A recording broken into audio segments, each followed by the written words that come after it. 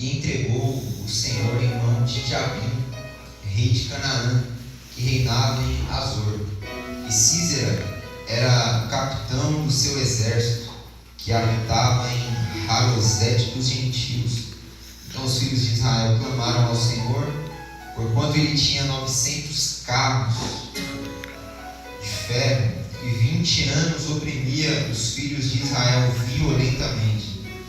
E Débora, profetisa, mulher de Lapidote, julgava a Israel naquele tempo, e habitava debaixo das palmeiras de Débora, da palmeira de Débora, entre Ramá e Betel, nas montanhas de Efraim, na região montanhosa de Efraim. E os filhos de Israel subiam a ela em juízo. Vamos estar lendo mais uma vez esse versículo 5. E habitava debaixo da palmeira de Débora, entre Ramá e Betel, na região montanhosa de Efraim. Amém. Aleluia, Jesus. Deus seja louvado. Maravilhoso Deus. O apóstolo Paulo diz que tudo quanto foi escrito para o nosso ensino foi escrito, para que pela consolação das Escrituras tenhamos esperança. Oh, glória. Ele também disse que toda a Escritura é divinamente inspirada por Deus, e ela é apta para discernir as intenções e os desejos do coração. A palavra de Deus é lâmpada para os nossos pés, é luz para os nossos caminhos. Salmo 119 está escrito que toda a perfeição tem o seu limite, mas a palavra de Deus é ilimitada. E no Evangelho de João nós vemos que a palavra, o verbo, se fez carne. No livro de Apocalipse nós vemos que ele vem montado num cavalo branco e o nome dele é Deus, Palavra de Deus. E quando o verbo ou a palavra estava no deserto durante 40 dias e 40 noites sendo tentado pelo diabo, a arma de guerra que ele usou foi a palavra. E a arma que o diabo usou foi torcer a palavra, ou usar parte das palavras para confundir. Mas ele disse: está escrito, está escrito, está escrito. Aleluia. Mostrando que a forma pela qual nós vencemos as guerras espirituais é vivendo pelo que está escrito. Aleluia. E o livro de Juízes é um livro de batalha ou de guerras espirituais. Nós vemos que depois da morte de Josué, não há um líder, não há um sucessor. E naquela época cada um fazia o que parecia bem aos seus próprios olhos. E as atitudes deles, que parecia bem aos seus próprios olhos, era mal aos olhos do Senhor. À medida que a gente vai desenvolvendo um relacionamento com Deus e avançando no conhecimento de Deus, nós aprendemos que nós não devemos viver por aquilo que é bom ou por aquilo que parece bem, mas nós devemos viver pelo que está escrito, pela ordem de Deus.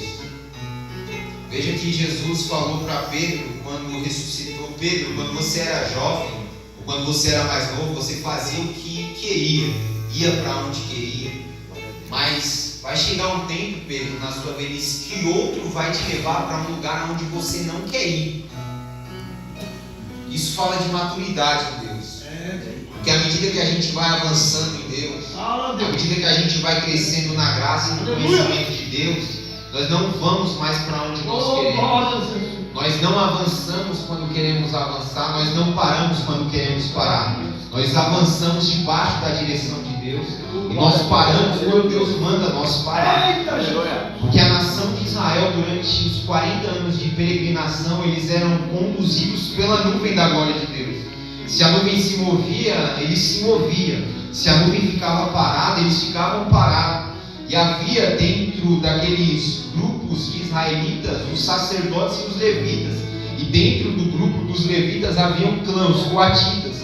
E os coatitas, eles eram os observadores do mover. Porque a função dos coatitas era olhar para a nuvem da glória de Deus. E a cada movimentação da nuvem da glória, eles tinham a responsabilidade de tocar a trombeta. Aleluia! Com o objetivo. Tocavam uma trombeta para o povo avançar e tocavam uma trombeta para o povo parar.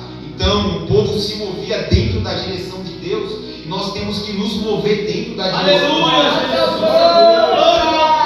E em Juízes 4 nós encontramos e vemos um rei, o rei de Canaã, cujo nome é Jabim. Você pode repetir Jabim?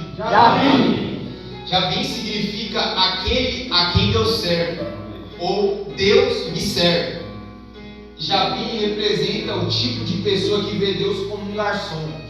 Jabim representa um tipo de pessoa que acha que Deus, ele deve te servir e fazer as suas próprias vontades. Meu Deus. Paulo, falando acerca dos falsos irmãos, dos falsos obreiros, dos falsos cristãos, ele diz que os falsos obreiros, os falsos irmãos, os falsos cristãos não adoram a Deus. Eles adoram o bem. Eles adoram a sua própria vontade. Eles servem a sua própria vontade. Ou seja, uma pessoa que vive para si está debaixo da liderança de Jabim, está debaixo desse principado. Mas o Senhor, por intermédio dessa palavra, Ele está anunciando a derrota de Jabim, a queda de Jabim. Ele está nos conduzindo ao lugar alto. Porque o exército de Jabim era forte, comandava milhares de homens. Israel estava sendo oprimido por eles durante 20 anos. Mas enquanto um trono governava Canaã e oprimia Israel, havia uma mulher debaixo de uma palmeira que governava e julgava Israel espiritualmente. E o local onde ela julgava, liderava Israel, era em um lugar alto. O texto diz que Débora estava entre Ramá e Betel, na região montanhosa de Efraim. Deus poderia ter levantado Débora em qualquer outro lugar, mas como eu disse, tudo que foi escrito para o nosso ensino. Mas Deus, Ele colocou Débora debaixo de uma palmeira, na região montanhosa, no lugar alto, entre Betel e entre Ramá. Olha isso. Papai, fala, Santo Deus da glória. Para você entender. Aleluia. O local onde o rei Jabim estava localizado ficava aproximadamente entre 150 a 200 metros acima do nível do mar. Mas os locais citados onde Débora estavam em um local muito mais elevado, porque ela estava entre Betel. Betel fica 850 a 900 metros acima do nível do mar. Ramá significa lugar alto, altura. E Ramá estava a 800 a 900 metros acima do nível do mar. E a Bíblia diz que ela estava na região montanhosa de Efraim. Agora a região montanhosa de Efraim ficava aproximadamente 1000 metros, ou fica aproximadamente 1000 metros acima do nível do mar. Glória a Deus. Jabim está reinando e está oprimindo embaixo, mas Débora está em cima, está acima de Jabim. E na Bíblia os lugares altos falam de aproximação de Deus, fala de visão espiritual, fala de separação, fala de intimidade. Moisés, ele teve um encontro com Deus no Monte Horebe. E Moisés, apacentando as ovelhas do seu sogro Jetro, subiu ao Horebe, o monte de Deus, e ele viu uma estranha visão, uma sarça ardia e não se consumia. E nessa visão ele se aproxima da sarça e recebe uma palavra profética: Moisés, tira a sandália dos pés, porque o lugar que você vai é a santa. Eu tenho uma direção para você, Moisés. Então veja que Moisés, ele recebe a direção do lugar alto, no Horebe, no monte de Deus. E Deus fala: vai, liberta o povo e traz o povo para o lugar alto. Porque quando o povo chegar no lugar alto, o Deus que te encontrou vai se revelar ao povo no lugar alto. Elias, ele sobe ao Carmelo, repara o altar, e no lugar alto fogo cai do céu. Jesus por diversas vezes subia ao monte para orar. E em uma de suas orações ele chama Pedro, Tiago e João, sobe ao monte, no lugar alto, e enquanto ele orava, a Bíblia diz que o seu rosto começou a se transfigurar diante deles. A nuvem da glória de Deus desceu e a direção veio. Esse é o meu filho amado, a ele eu ouvi. Apareceu Moisés e Elias, mas Deus falou, ele é maior do que Moisés, ele é maior do que Elias. E aonde os discípulos tiveram a revelação? No lugar alto.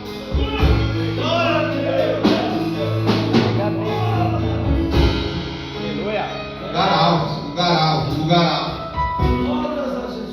Lugar alto, lugar alto, lugar alto. Aleluia. Paulo diz, nós estamos nas regiões celestiais. Aleluia. Mas agora olha só, já aquele a quem Deus serve, ou Deus me serve. Então é a figura de um homem que vive como se Deus tivesse para satisfazer e vivesse para atender os seus próprios desejos. E por isso que o não de Deus é uma bênção. Porque quando Deus entrega algo que está fora da vontade dele é juízo. A nação de Israel, quero maná não. Estou farto desse maná, quero carne, quero churrasco. Vocês querem churrasco? Vocês querem carne? Tá bom. Deus envia. Quando o povo começou a comer, a ira de Deus se acendeu sobre eles. Mais de centenas de homens morreram na praga. Aí no livro de Salmos, recitando esse texto, o salmista diz: Deus satisfez os desejos do coração, mas enviou magreza à alma. Aleluia, Jesus. E a pior coisa que nós podemos receber de Deus é um sim fora da direção de Deus. Aleluia. Porque Paulo diz que a ira de Deus se manifesta contra toda a impiedade humana. E a ira de Deus se manifesta, sabe de que forma? Deus entregou os homens aos seus próprios desejos. Deus entregou os homens aos seus próprios sentimentos. Então Jabim, ele vive dessa forma. Fala mais, Senhor. Aleluia. Deus tem que fazer as minhas Coisa vontades. linda de Deus. Deus tem que realizar os meus sonhos. Deus tem que realizar os meus desejos. Deus tem que realizar os meus projetos. E o maior inimigo do homem às vezes não é nem o próprio diabo, mas é o próprio ego. Porque o que sustenta e o que alimenta e o que nutre o reino das trevas é a vontade humana. Fala mais, É os desejos da carne. Aleluia. Aleluia. Fala mais, Senhor. O homem foi formado no pó da terra. E uma das palavras que Deus falou para a serpente é: você é maldita, você vai rastejar e você vai se alimentar do pó da terra. Ou seja, o que alimenta a serpente, o diabo, o reino das trevas, é as obras da carne. Aleluia. E à medida que nós se inclinamos para a carne, nós estamos dando legalidade e vazão ao diabo. Aleluia. Fala, Jesus. Como uma analogia que o pastor disse, é como uns aviões de caça que tem uma pista de pouso. Não adianta você ficar querendo trocar tipo e você destruir a pista de pouso, porque você destruindo a pista de pouso já era. Ou seja, destrói a sua própria vontade, deixa que a sua vontade morra. E há uma conexão entre a morte e a glória de Deus. Porque no ano em que morreu o rei Uzias, eu vi o Senhor assentado no alto e sublime trono.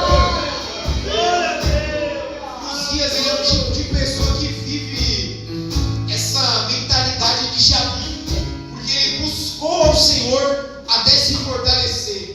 E tendo ele se fortalecido, deixou a lei do Senhor de lado e se exaltou. Forte, papai do céu. Aleluia. Porque depois que o reino se fortaleceu, depois que ele se engrandeceu, ele, sendo rei, quis exercer o sacerdócio. E sabe o que Deus fez? Feriu ele de lepra no lugar do incenso. Ou seja, no ambiente da oração, Deus feriu Uzias, a busca interesseira de lepra. Ficou afastado. Mas o profeta Isaías, no capítulo 6, diz: mas no ano em que o rei Uzias morreu, ou seja, no ano em que a busca interesseira morreu, no ano em que Jabim morreu, eu vi o Senhor, a glória do Senhor se apresentou a mim.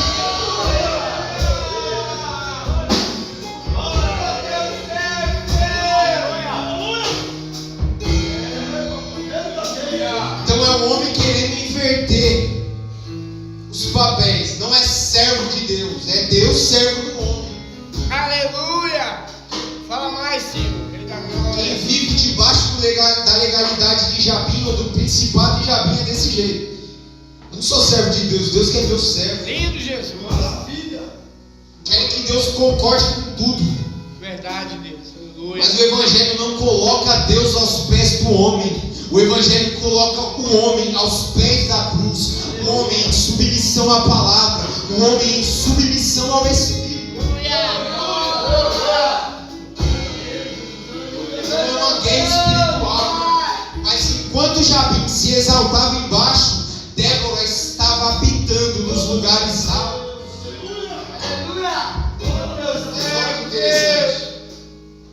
O texto diz: Débora profetiza, vírgula, depois mulher de lapidória. Porque a primeira coisa, quando olhavam para Débora, essa mulher carrega a palavra de Deus na boca. Essa mulher tem uma comunhão com Deus. Porque o profeta não é, em primeiro lugar, um porta-voz. O profeta, em primeiro lugar, é um amigo de Deus. Porque o primeiro profeta na Bíblia foi Enoque. Quem foi Enoque? Enoque andou com Deus e não se viu mais, porque Deus para si o tomou. E pela fé Enoque alcançou o testemunho de que agradará a Deus, e Deus o arrebatou. O segundo homem chamado de profeta é Abraão. E Abraão, nós não vemos nenhum texto ele dizendo assim diz o Senhor, mas nós vemos o Senhor falando: porventura eu vou ocultar de Abraão o que vou fazer, sendo que ele é meu amigo. Ou seja, o que eu vou fazer, eu vou comunicar a Abraão. O que eu vou fazer, eu vou revelar a Abraão. Porque Deus não faz coisa alguma sem antes revelar os seus segredos aos seus servos, os profetas. E no livro de Salmos diz: Deus revela os seus segredos aos que o temem. O segredo do Senhor é aos que o temem, e a esses Deus lhes fará saber a sua aliança.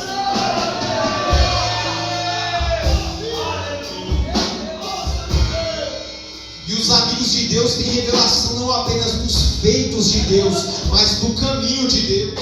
Porque no livro de Salmos está escrito: Deus revelou os seus feitos aos filhos de Israel, mas revelou o seu caminho a Moisés. Há quem se contente com os feitos, mas Deus nos chamou para ter revelação do caminho. Eu sou o caminho, eu sou a verdade, eu sou a vida.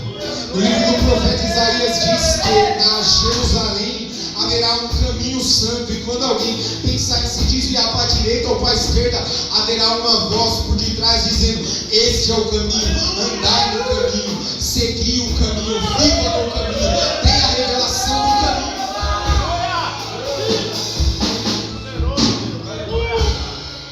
Profetiza, depois do leite lá. Porque a comunhão dela com Deus sobrepunha a vida dela natural. Quem se lembra de Eliseu? Eis aí o santo homem de Deus. Porque as pessoas têm que olhar para você, em primeiro lugar, ver você como um homem de Deus. Depois, um empresário. Depois, um empresário. Depois, um mecânico. Depois, um bom funcionário, depois um bom marido. Mas em primeiro lugar é Débora profetiza, depois o lapidote. Você está entendendo isso daqui que Deus está falando?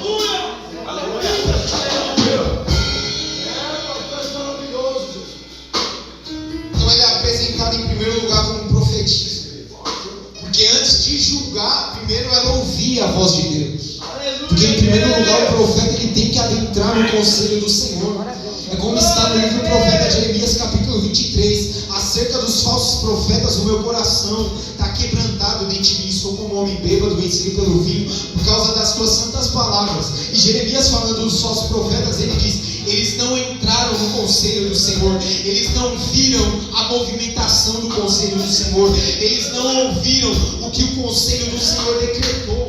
E o que é o conselho do Senhor? O conselho do Senhor é a sala do trono, onde há 24 anciãos, onde há seres viventes, onde Deus estabelece as suas decisões, os seus decretos, a sua vontade, a sua palavra.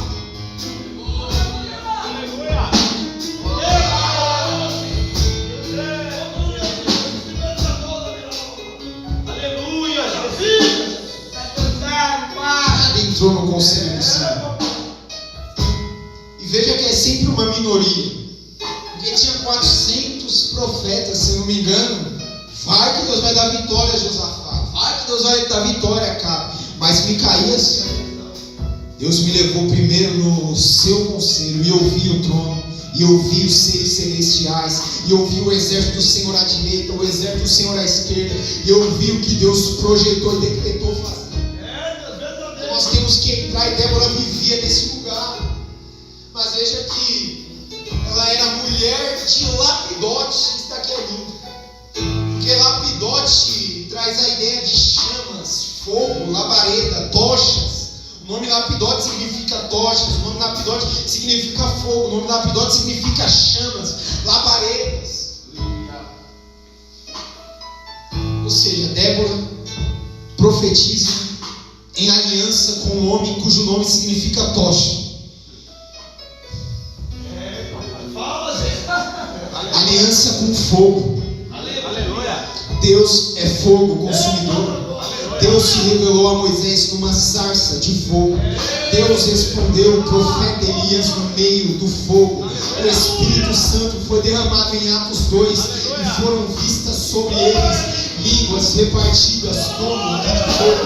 O profeta João disse: eu vos batizo com água, mas vem um que vos batizará com o Espírito Santo e com fogo. E Jesus ele disse: eu vim lançar fogo à terra. O meu desejo é que eles estejam em chamas. E o Espírito de profecia está dizendo aqui: eu te chamei para viver em aliança com fogo, em aliança comigo, em aliança com a minha palavra, porque a minha palavra é fogo, eu sou fogo.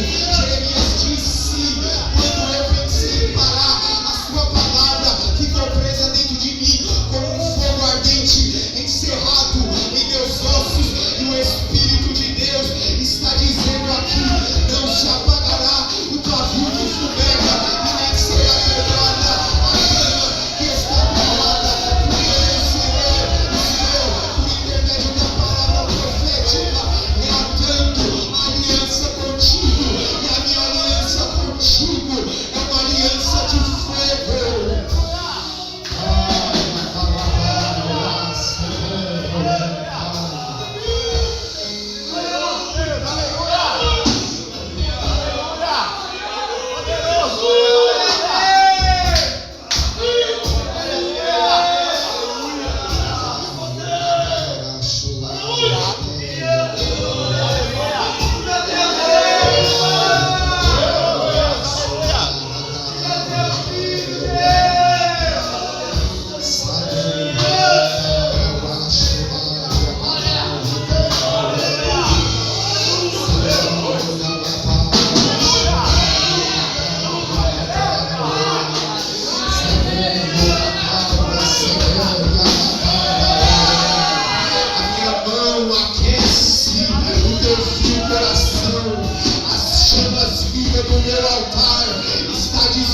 Para você, tem anjos de Deus, serafins, seres que ardem em fogo, com brasas vivas, tirada do altar da minha glória. E eu tenho brasas vivas para passar na tua boca. Eu tenho brasas vivas para passar na tua boca, para colocar uma canção nova, para colocar um cântico espiritual em você. Tem serafins passando, brasas vivas, tirada do altar na boca de quem reconhece que precisa ser tocado pelo fogo de Deus.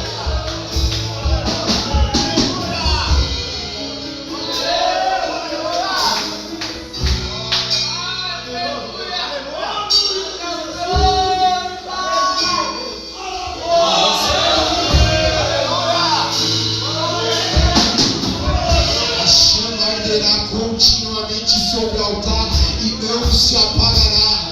A chama arderá continuamente sobre o altar e não se apagará. Esta é a lei do holocausto. A chama arderá continuamente sobre o altar e não se apagará.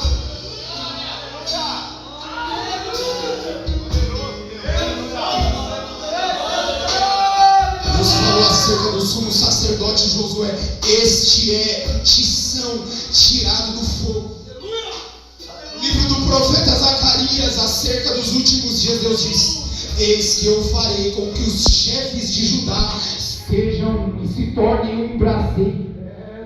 Queremos nos mover no fogo. O profeta Ezequiel, quando foi chamado na visão, ele viu da cintura para cima fogo, da cintura para baixo fogo. Em uma das suas visões Deus falou: vai por entre as rodas dos querubins e pega brasas e lança sobre a cidade.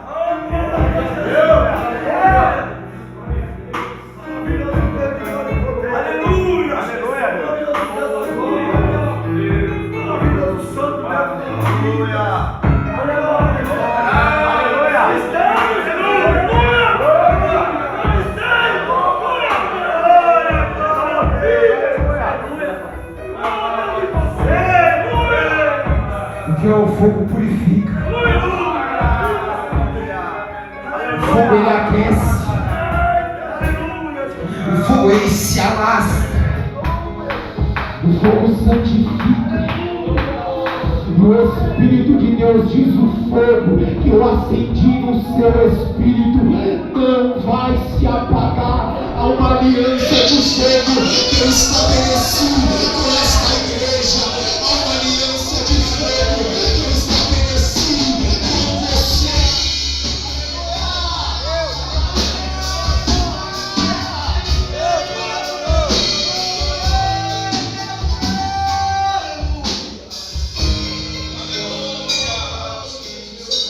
E habitava entre Ramá,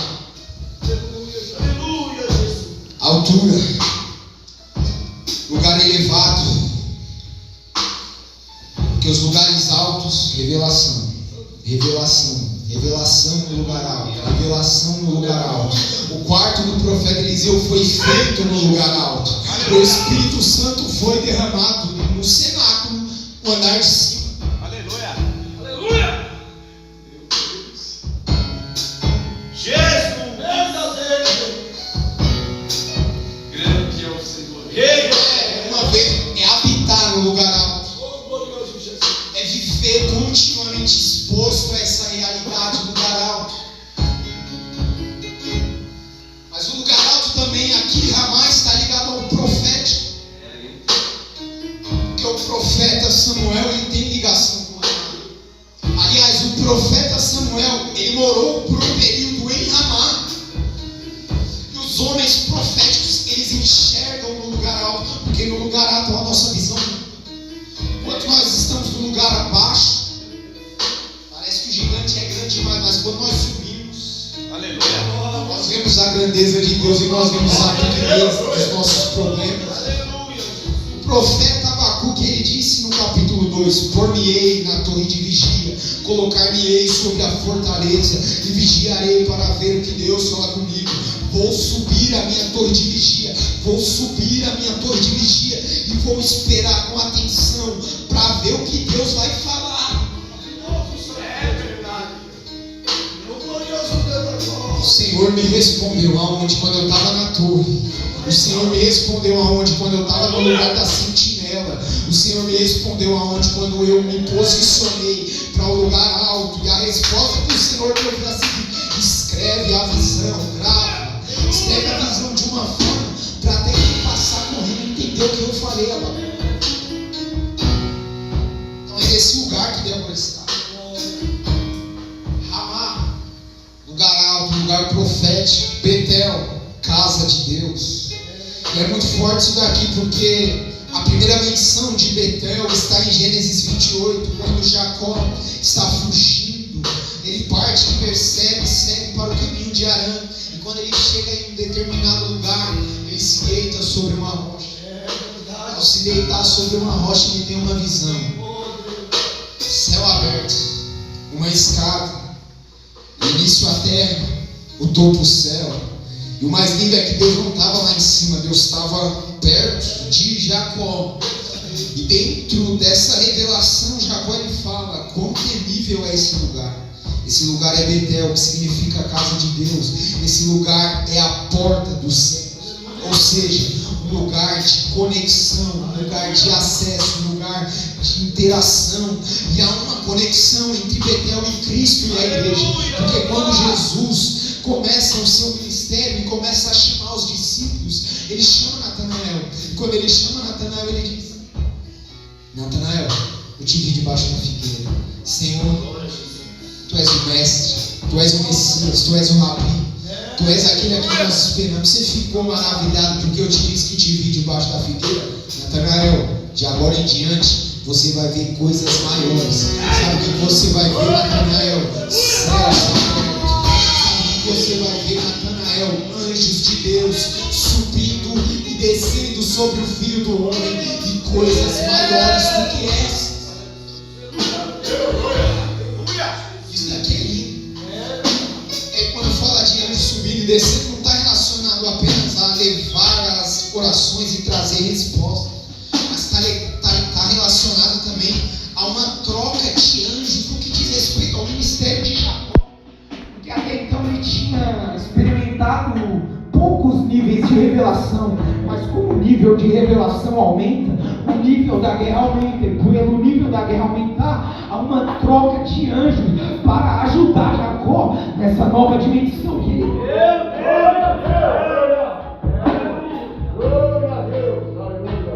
Você acredita nisso? Você acredita que Deus vai te levar em níveis aqui? Angelical, porque os níveis de guerras vão aumentar, mas os níveis de revelação, os níveis de percepção, os níveis de unção vão expandir, vão crescer.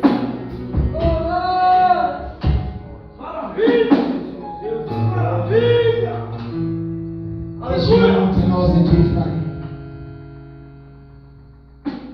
Efraim é o segundo filho de José, que significa frutífero. Mas o segundo filho ele tomou o lugar do primeiro, porque o próprio Deus falou: Efraim é o meu primogênito. Então é uma frutificação dupla. Pela lógica tinha que ser Manassés, mas Efraim veio no primeiro lugar, porque Efraim fala de frutificação e há uma conexão profética entre Efraim e nós, porque nós somos o Efraim de Deus. Uma igreja frutífera. Aleluia. Um povo frutífero que está relacionado à tribo do norte, ao reino do norte. Mas região montanhosa de Efraim. Porque a presença de Deus ela nos leva a ser frutífero. Há uma relação entre a frutificação e o Espírito Santo e a palavra. Porque quando nós vemos no livro de Êxodo e na Torá, quando Deus direciona Moisés a construir o tabernáculo, um dos utensílios do tabernáculo era a menorá ou o candelabro, que tinha 7 braços no total, 3 braços para um lado, 3 braços para o outro, e tinha um braço central ou a haste central, e em cada haste tinha 3 amêndoas. Aleluia. Fala, Deus da glória. Aleluia. Faz a conta. 3, 6, 9 de um lado, 3, 6, 9 de outro. Aí Paulo, direcionando as igrejas, ele diz acerca dos dons espirituais. 9 dons espirituais. Aí Paulo, direcionando a igreja, ele diz acerca de 9 frutos do Espírito, ou um fruto com 9 dons. E por que há uma relação com o Espírito Santo? Porque quando o profeta Zacarias teve uma revelação de um candelabro dourado, com azeites vertidos de 2 oliveiras ao lado de cada candelabro, Deus disse: não é por força, não é por violência, mas é pelo meu Espírito. O que são esses 2 caminhos? São os filhos do óleo, são os filhos do azeite, são as 2 testemunhas. E quem são as 2 testemunhas? É a noiva do Espírito. Porque o Espírito e a noiva dizem: vem.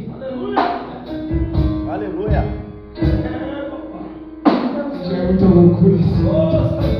Mas como disse Paulo, a loucura de Deus é mais sábia do que a sabedoria do homem, e a fraqueza de Deus é mais forte do que a força humana. E aprove a Deus salvar os crentes pela loucura da pregação. E a igreja tem que se mover nos dons e no fruto do Espírito.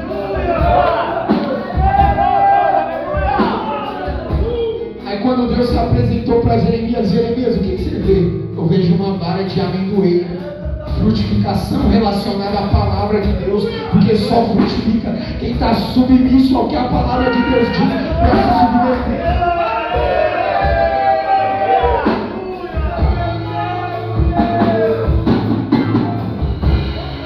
Quando alguém está submisso à palavra, ele não precisa dar testemunho de si, porque o próprio Deus dá testemunho. Se levantar para Moisés, ó, toda a congregação é santa. Deus não fala só com você não, Moisés. Nós os levitas aqui é santa. Se a terra se abrir e engolir vocês De modo sobrenatural, vocês vão saber que Deus falou na minha boca. Mas se vocês morrerem de morte natural, Deus não falou na minha boca. No dia seguinte, a terra se abre, os homens morrem tudo. Passa-se um tempo, vocês matou o povo santo do Senhor. Corá, Datã e Abirão é ungido, Moisés. Você está fora da direção de Deus. Tá bom?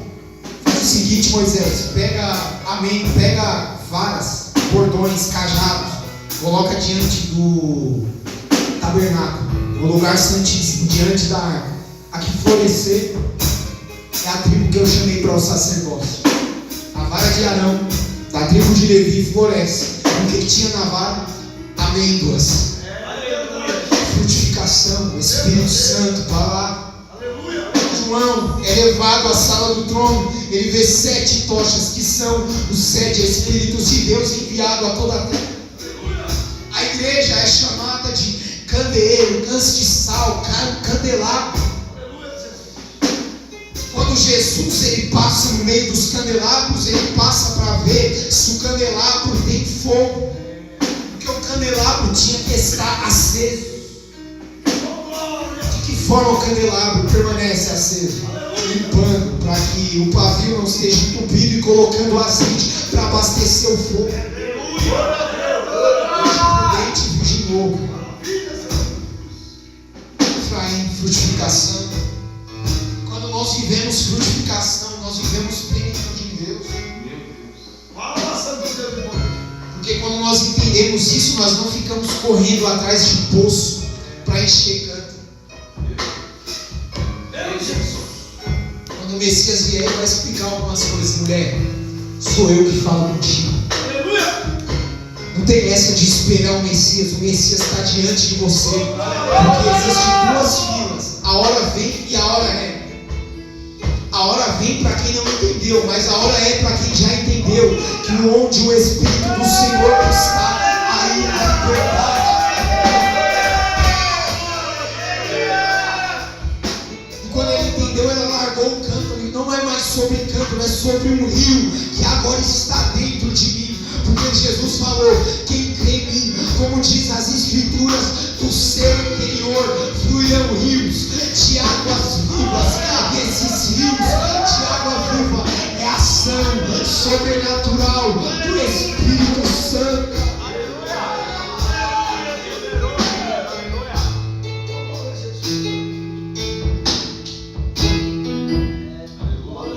O que é você, Débora ou Jabi? Porque Jabi, aquele a quem Deus serve. Agora, sabe qual é o nome de Débora? Significado, a Bíblia.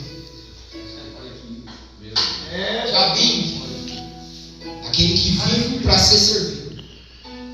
Ele entra em alianças com qual objetivo? Eu quero ser servido dentro dessa aliança que eu estou fazendo. Seja alianças de amizade, sejam alianças matrimoniais. Mas agora imagine se nós entrássemos em qualquer tipo de aliança com a mentalidade de Débora. Eu não quero ser servido, eu vou servir. Eu não quero ser amado, eu vou amar. Eu vou transbordar na vida de outros. Aleluia! Aleluia! Glória a Jesus! E a abelha, que é o significado do nome de Débora, ela não vive para si mesma, ela trabalha em prol da colmeia. É verdade. Ela serve ao coletivo, ela produz algo que alimenta os outros. Aleluia! Deus, aleluia! Porque é como Paulo diz: muitos são os dons, mas o Espírito é o mesmo. A diversidade de dons, o Espírito é o mesmo. Há vários membros, mas é um só corpo, é um só pão, é um só batismo, é uma só água, é uma só palavra. Veja que quando Jesus ele entra no mundo, ele entra como unigênito. Mas quando ele ressuscita como primogênito dentre muitos irmãos. Quando Adão é criado, ele vive um período só, mas Deus fala, não é bom que o homem fique só. Adormece, acorda, agora tem uma mulher. Agora ele vive condicionado à mulher. Vive em prol da mulher, não vive apenas para si. Agora deixa o homem, o seu pai, a sua mãe, unir-se à sua mulher, e ambos serão uma só carne. Grande é esse mistério. E não fala entre o homem e a mulher, mas fala entre Cristo e a igreja. Glória a Deus. Aleluia. Aleluia. Glória a Jesus. Aleluia, Deus. Porque quando nós nos tornamos um com Ele, nós temos o pensamento dele. Qual é o pensamento dele? Filipenses 2,5: que haja em vós o mesmo sentimento que houve em Cristo Jesus, que sendo em forma de Deus, não teve por usurpação ser igual a Deus, mas aniquilou-se a si mesmo, esvaziou-se de si mesmo, tomando forma de servo, fazendo-se semelhante aos homens, e achado na forma de homem, humilhou-se a si mesmo, sendo obediente até a morte, e morte de cruz. Mas então Deus o exaltou soberanamente.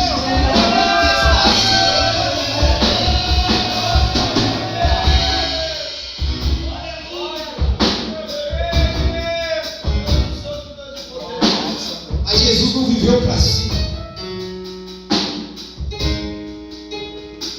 A minha comida e a minha bebida é fazer a vontade do meu Pai. Aleluia. Eu só faço o que eu vejo o meu Pai fazer. Aleluia. Ou seja, cada movimentação Aleluia. está relacionada em primeiro lugar à movimentação no mundo espiritual, porque antes de eu me movimentar, eu vejo o Pai se movimentando. Aleluia. E onde nós entramos nesse nível, subindo ao lugar alto através da oração, Aleluia. através da descida da humilhação. Aleluia.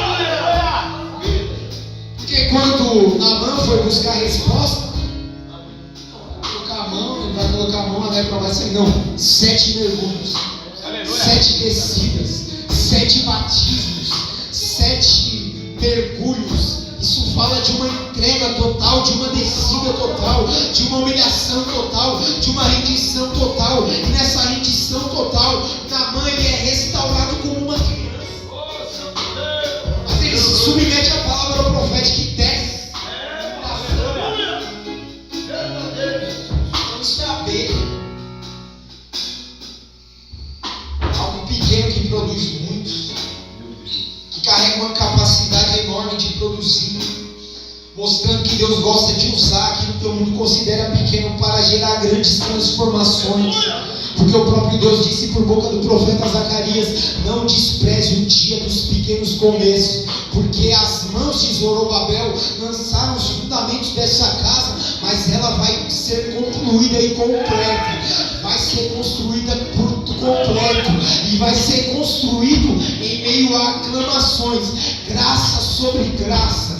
Ele lançou a pedra de fundamento, e ele vai lançar a pedra de remate e vai concluir. E ele vai concluir pelo Espírito. E nessa palavra Deus fala ainda: ó, quem é você, monte grande, diante de Zorobabel? Serás uma campina, porque o meu Espírito, quando ele encontra alguém que vive em prol do coletivo, as coisas intransponíveis, eu apago e eu levanto os pequenos para viver.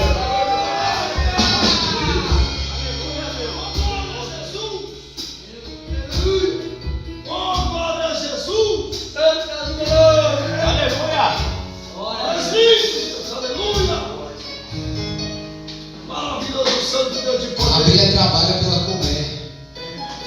E quando a colmeia está em perigo, sabe o que a abelha faz?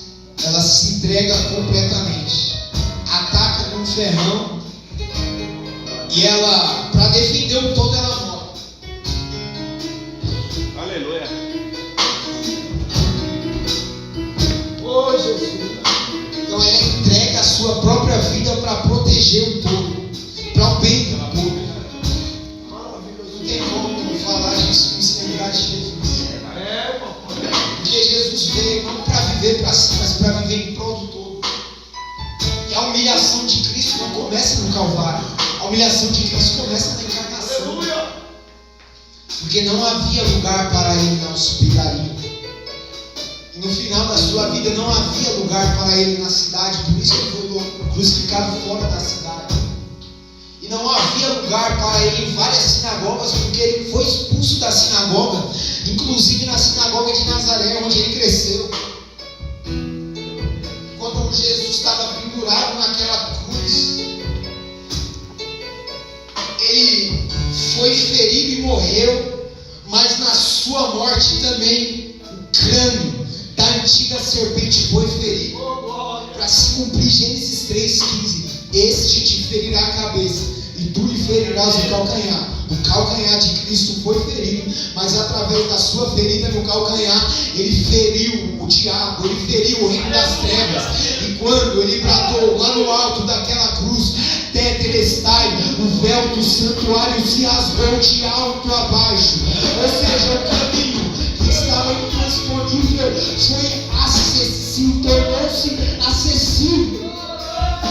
Quando o apóstolo João, no capítulo 4 de Apocalipse, viu uma porta no céu, a porta não estava fechada, a porta estava totalmente aberta, e uma voz do lado de dentro do céu estava dizendo: sobe João, porque eu tenho coisas para te mostrar, porque eu tenho revelações pesadas para te entregar.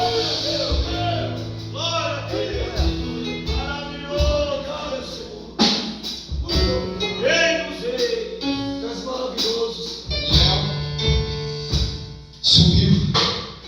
Ezequiel foi transportado em espírito para um monte alto. João subiu. E a igreja dessa última hora, ela vai destronar esse principado satânico e diabólico que quer entrar nas nossas igrejas através de falsos profetas, falsos pastores, falsos pregadores que pregam somente com o povo que é doutrina de demônio. É Jezabel. Doutrina de Jezabel é doutrina de Balaão e é doutrina dos Nicolaitas. Mas sabe o que me alegra? Que para Jezabel Deus tem um Elias e tem 7.000 que não se curva diante de Baal. Para Balaão, Deus tem um Moisés, Deus tem um Arão, Deus tem um profeta que fala face a face. E Deus, nessa última geração, Ele está levantando essa igreja que habita na região montanhosa de Efraim, um lugar frutífero, que está debaixo da palmeira, um lugar que não se torna e não pode ser abalado, entre Betel, o lugar da revelação de Deus, e entre Ramá, a palavra profética. Deus está cercando a igreja pela sua glória e está betumando a igreja por meio da palavra profética para descer. E quando a igreja descer desse lugar alto, ela vai descer com uma palavra profética. Assim diz o Senhor: Jabim, você está caído. Císera, você está caído. Você não vai oprimir Israel, você não vai prevalecer sobre Israel. Os tempos de opressão estão acabando, porque nos últimos dias Deus vai levantar uma igreja fortificada debaixo da autoridade do seu Espírito. E Deus está dizendo: você faz parte dessa igreja, você faz parte desse exército. É por isso que eu te trouxe para esse lugar. Eu estou te alimentando aqui, eu estou te nutrindo aqui, porque como está escrito em Apocalipse 12, eu dei asas de grande águia para a mulher, para voar para o deserto, para ser sustentada por tempos, e metade de um tempo fora da vista da serpente. Eu estou te levando para um lugar espiritual, onde a serpente não vai te encontrar, onde Jabim não vai te encontrar, onde Císera não vai te encontrar. Quando o diabo achar que te encontrou, ele não vai te encontrar, porque o Espírito do Senhor vai te conduzir em revelações, vai te arrebatar de um lado para o outro.